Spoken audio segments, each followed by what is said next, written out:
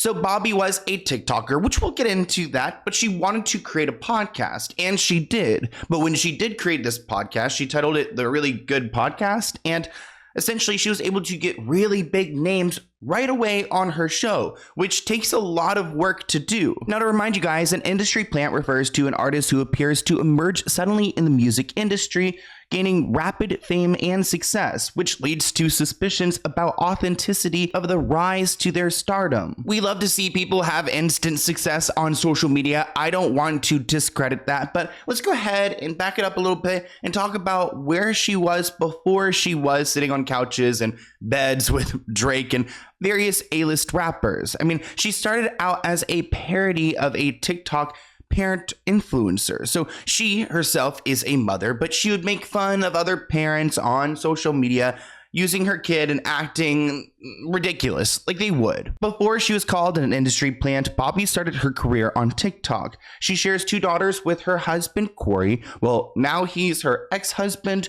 or at least they are going through divorce, but yes, they are over. They have split up. And it's happened since Bobbi's gotten more famous, but we will get there. She gave birth to her oldest daughter in December 2019 and had another child in June 2022. Her old videos were all about motherhood things, raising her children, pregnancy, and breastfeeding.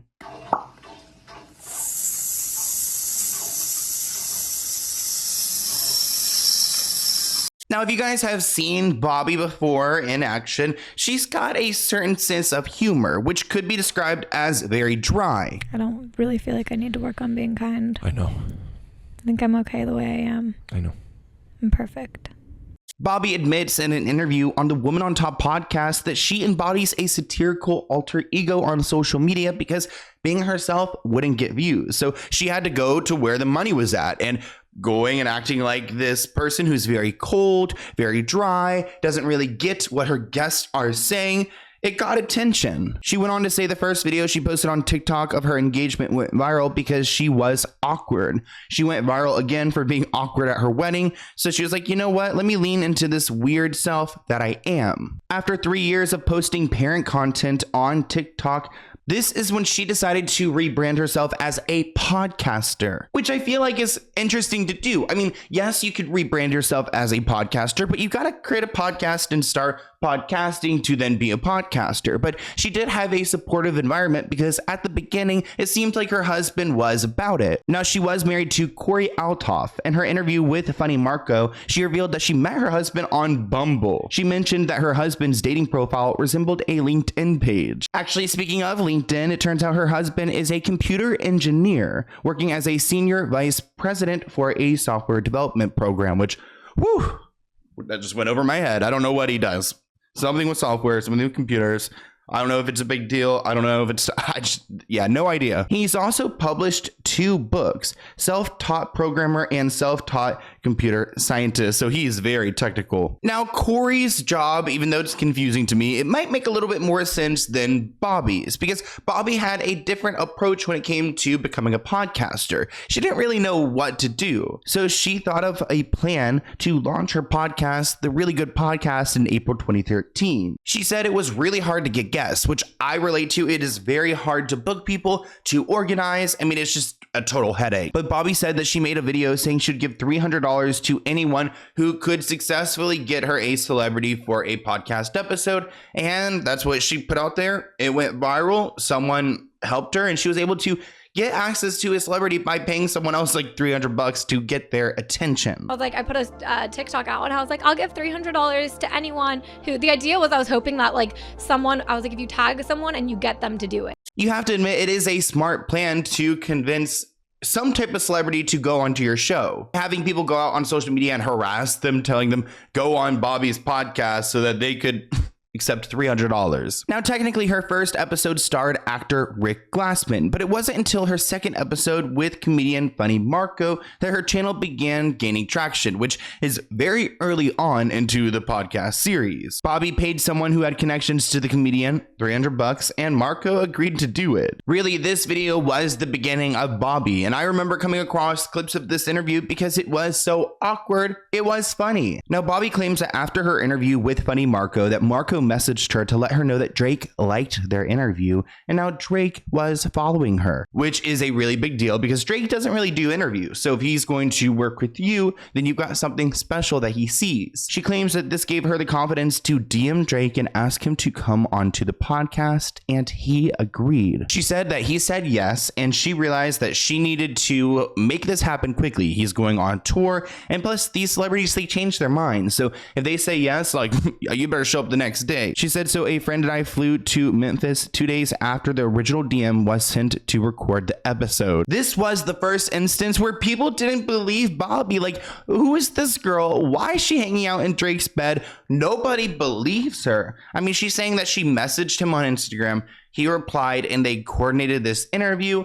I mean, it sounds unbelievable because he is one of the most famous musicians out here. So people don't think it's believable that she was able to get Drake as her third podcast guest because nobody knows anything about her and she has no history being a host. So why would he agree to that? In the year 2023, Drake did 2 interviews. So what makes Bobbi's podcast so special that he chose hers? Now, I'm going to give you guys my opinion here. I mean, I think there's clearly someone behind the scenes who's helping Bobbi out. And I don't think it's just favors for Bobbi. I also think that this person is working with people like Drake and saying, you know what, this is a very niche interview. It could be a vibe for your brand, your, fans would enjoy it. So I think there's 2 sides to this. But we know that Bobbi is signed to one of the biggest talent agencies, the same agency that has names like Rihanna, Charlie Day, Tina Fey, Jake Gyllenhaal, and Drake. But why does Bobbi continue to act like she's self-made when she's signed to one of the biggest talent agencies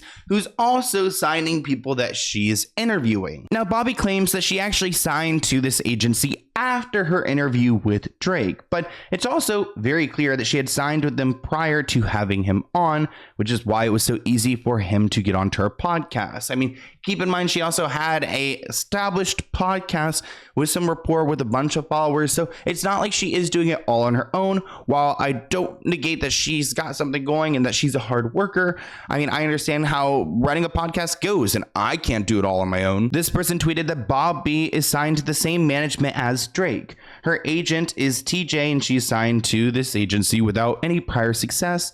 Her husband is also a millionaire. She's not self-made. She is a plant by definition. Not sure why she's lying about it. Not to mention that in one of her old videos before the podcast, you can see that Bobbi meets Michael Bublé. So how can anyone believe her when she says she has no connections, when she's hanging out with people, her husband's super well off? I mean, she had the bandwidth to be a TikToker and then to become a podcaster. So there's definitely some privilege here, which I think it's important to acknowledge the resources that you have. I mean, people ask, how do you get this type of life? And nobody likes someone who's disingenuous. I'm Michael's. I'm not Michael's, but I am your biggest fan. Hi. Hi. I wanted to know, could you sign my toe? Just Your toe? yeah. Yeah. Give me a second. In her interview with Funny Marco, her second interview in her podcast, she also revealed that she had connections to Snoop Dogg because her dad had done some work in Snoop Dogg's home. I don't know what this connection is, but clearly there are connections. So Bobbi can't say that she's just out here as a nobody. My dad did work on Snoop Dogg's house. He built Snoop Dogg house. I didn't say he built Snoop Dogg's house. He worked on his closets. Doing what? Just helping him with it. Snoop Dogg needed help from your dad on a closet. Yes, my dad is a construction guy and my dad worked on his house. We have his doors in our house. Snoop Dogg's? Mm-hmm. I kept Snoop Dogg doors. We were poor. He gave us his doors. Now, after Bobbi interviewed Drake, her popularity skyrocketed. She interviewed Lil Yachty, Tyga, Mark Cuban. She gained over 20 million views and 800,000 subscribers here on YouTube. During her interview with Mark Cuban, she admitted to having $20,000 of credit card debt, saying that she wants full ownership of her podcast and that she believes in it. She's trying her best. And of course, Mark Cuban thought that that was honorable. Another reason why people don't like Bobbi is that she claimed to be struggling and to be in debt for so long, even after getting big names on her podcast. She had such an easy come up that every time she says that she's broke, people look at her sideways because you really would like for her to, check her privilege and to acknowledge what she should be grateful for. Making good money.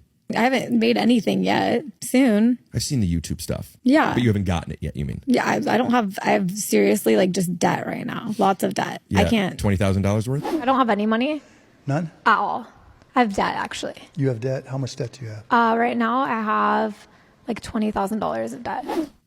Probably more now. I just every time a credit card maxes out, I max out another card. I have like 2 cards maxed out right now. So hoping to pay them off soon. And while I think that's relatable, I mean, I have a credit card that's got some debt on it. I think we all have some debt, student loans. There's so many different factors. I do think that like maybe she's alluding to the fact that her podcast is what's putting her in debt here. Either way, I think debt is relatable, but the way that she's speaking about it and sharing her debt experience isn't relatable at all. And that's another reason why people are questioning what really is the truth here, because we see her acting, we see her not acting. It's kind of hard to figure out what's satirical and what's real life Bobbi complaining. Thank you for watching this clip from the Let's Get Into It podcast. To view the full episode, visit the link listed below.